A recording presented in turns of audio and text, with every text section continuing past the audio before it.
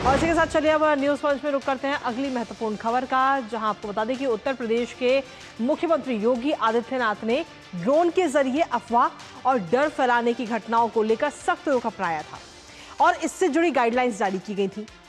मुख्यमंत्री योगी आदित्यनाथ ने कहा था कि जो लोग ड्रोन का इस्तेमाल कानून व्यवस्था से खिलवाड़ करने के लिए कर रहे हैं, उनके खिलाफ गैंगस्टर एक्ट और जरूरत पड़ी तो राष्ट्रीय सुरक्षा कानून के तहत कार्रवाई की जाएगी। इसके साथ ही ड्रोन से जुड़ी जो भी अफवाह फैलाई जाएगी उसके खिलाफ कार्रवाई होगी, जिसके बाद अब एक्शन भी होता नजर आ रहा है।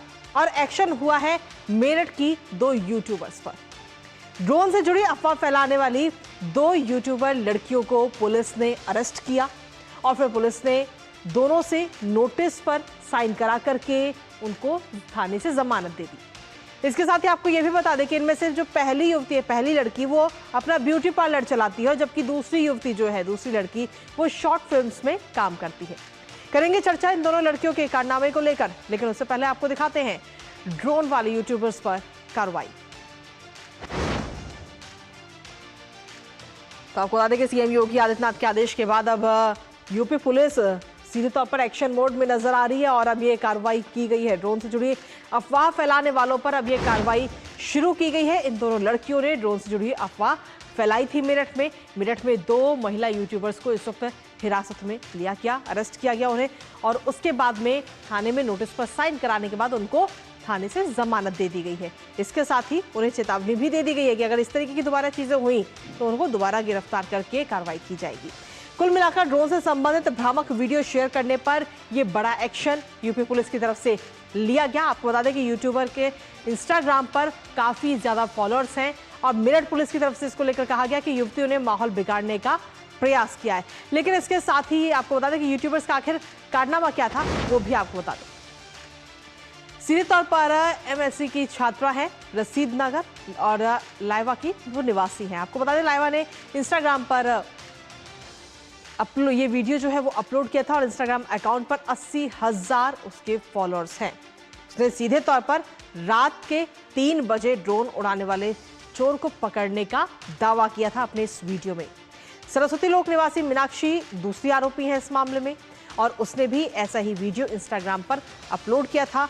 और क्योंकि दोनों के ही जो फॉलोअर्स हैं, सब्सक्राइबर हैं, वो काफ़ी ज़्यादा है और ऐसे में ये अफवाह फैलते देर नहीं लगी, जिसके बाद में पुलिस को जैसे ही इस बात की जानकारी मिली तो पुलिस ने इन दोनों ही यूट्यूबर लड़कियों को गिरफ्तार कर लिया और इसके साथ ही नोटिस पर साइन करा करके उनको जमानत दे दी। लेकिन इसके साथ ही ये चेतावनी भी दी कि अगर ये चीज़ दोबारा उनकी तरफ से की गई या इस तरीके की कोई भी अफवाह फैलाई गई तो आगे उन पर सख्त कार्रवाई भी की जाएगी। लेकिन फिलहाल अब आगे की कार्रवाई की अगर हम बात करें तो अब अकाउंट ब्लॉक जो है इन दोनों लड़कियों के वो कराए जाएंगे पुलिस की तरफ से।